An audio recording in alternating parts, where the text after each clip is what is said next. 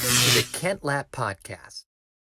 Actually, one of the reasons why, we were granted permission to open as essential by the National Health Department is how the infrared uniquely serves so many people with medical needs. So I petitioned the health department to...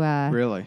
Yes, I did. Cool. Yes, I did. I told you I'm a little contrarian. That's fantastic. I challenge the status quo a little bit. Yeah, well, we need people like you for sure. I mean, the last thing that we need shut down during something like COVID-19 is sauna. I mean, that's the first thing that should be open. Well, and just to put into perspective for any of the listeners, we are essentially like non-touch, solitary services that already had a sanitation practice, a long-standing one in place. So, we're not a touch spa. We're not a gym. We're really just in its own category of its own. And then I had clients who have autoimmune disease and other health challenges who were writing us saying, oh my God, my symptoms are plummeting ever since I stopped doing my infrared sauna regimen. I'm in really, really bad shape. And I just felt awful for them. So I gathered their testimonials in addition to doctor testimonials, clients who come to the studio, and received permission to open as essential to serve those with medical need. When were you shut down and when did you reopen? I did not shut down until I had to. So whenever that mandatory closure was. It's March sometime here, right? Was it March? Mid-March? Yeah, it was like at the end, towards the end of March. Okay. Maybe it was like March 23rd. I don't know how. I should have it forever ingrained or not. I'll focus more on when we open. But I'll be honest with you. That was a tough time in the sense of, it was a challenging time for so many reasons, for so many people. But having to make a decision of when to close or not, to self-elect to close or not. Yep. And I was observing a lot of my kind of peers and fitness. They were all just like self-electing to close. And I was just like, God, I'm in the health and wellness industry.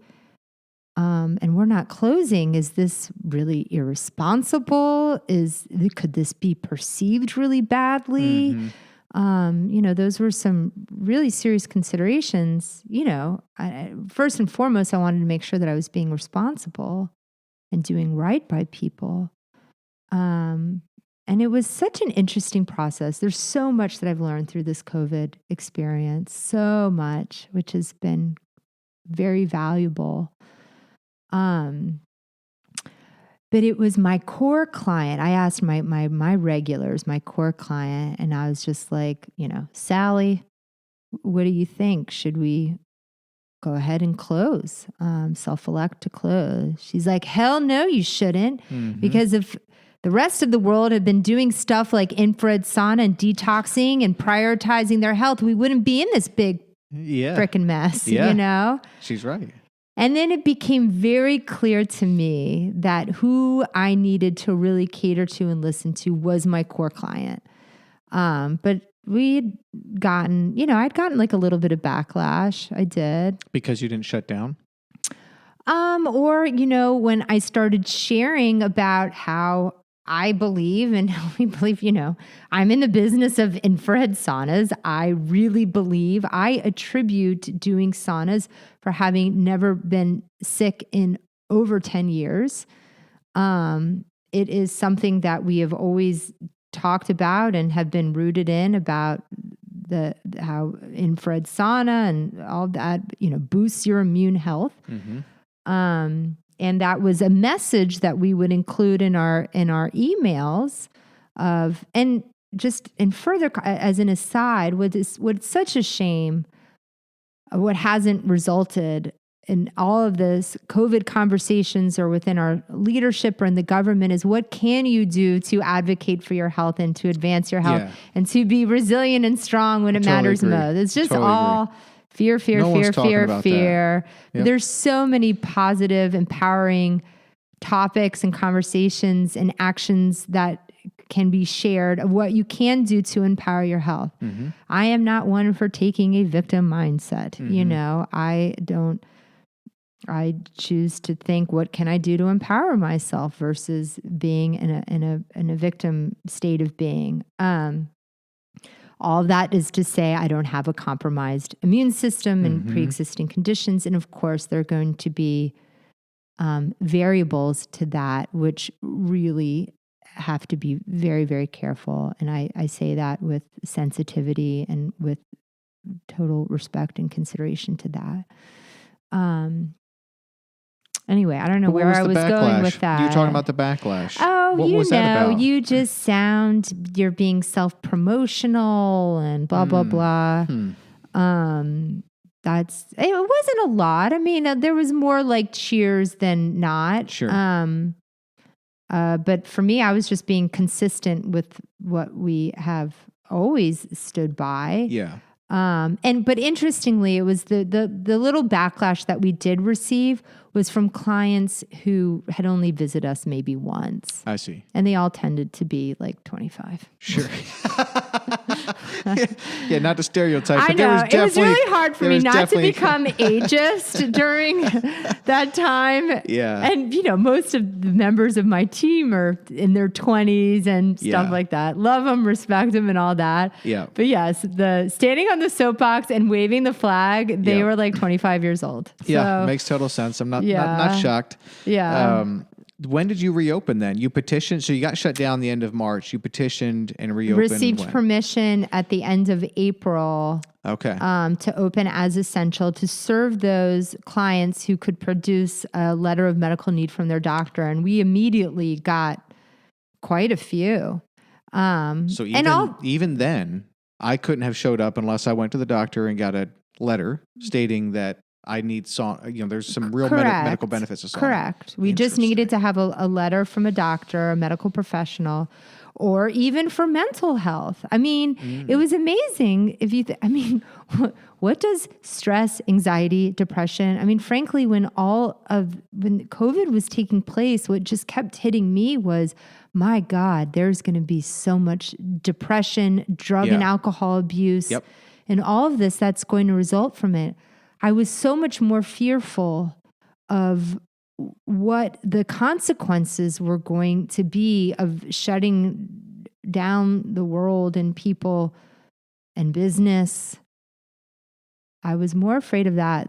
I've always been more afraid of that than I have been of COVID. That's the mental consequences. That's my position on it. Yeah. Again, the mental consequences of shutting everything down and putting people in their homes. Well, as I shared with clients too, if you're struggling with like stress, anxiety, and depression, mental health, that is very equally important. Of course it is. Get a letter from your doctor or your therapist or whomever. I just need some sort of professional documentation and come float with us. Let's help you out.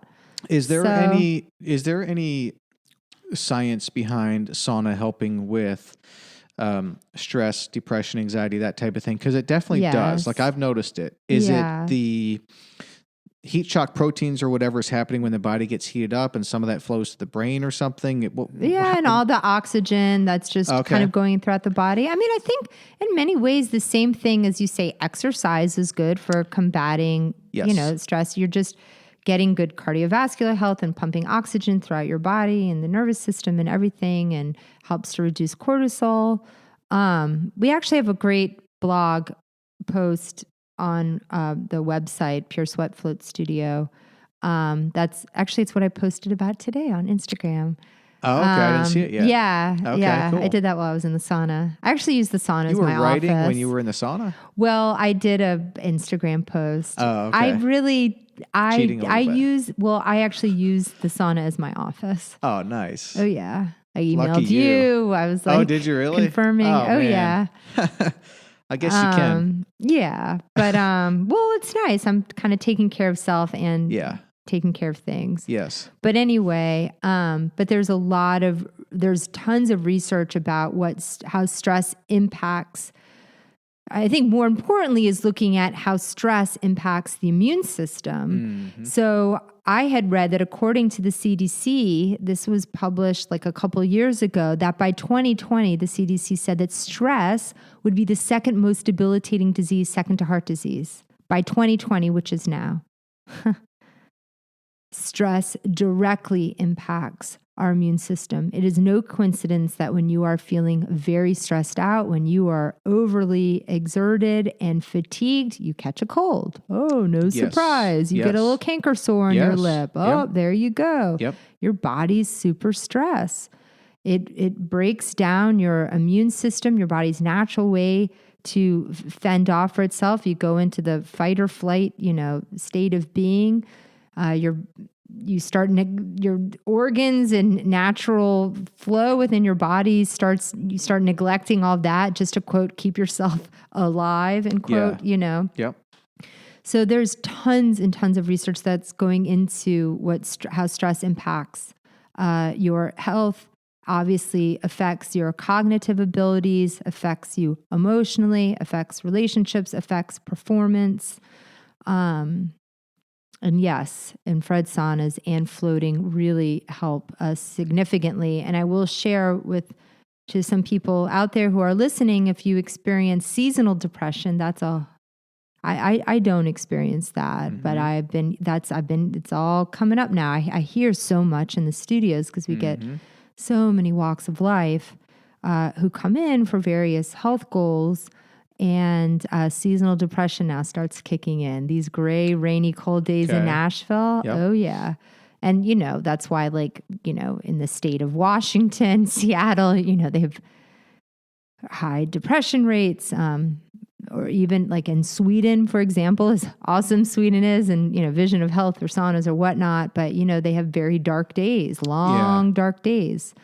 The deprivation of sunlight really has an impact on people. And I don't feel like I can do it justice. I'm not a doctor or whatnot, but I know this. And there's so much that I just know anecdotally from people sharing with me. And if you listen to people long enough, if you really listen, you start to connect dots and you start to see trends. And that's really what I've been collecting over the past several years. Interesting.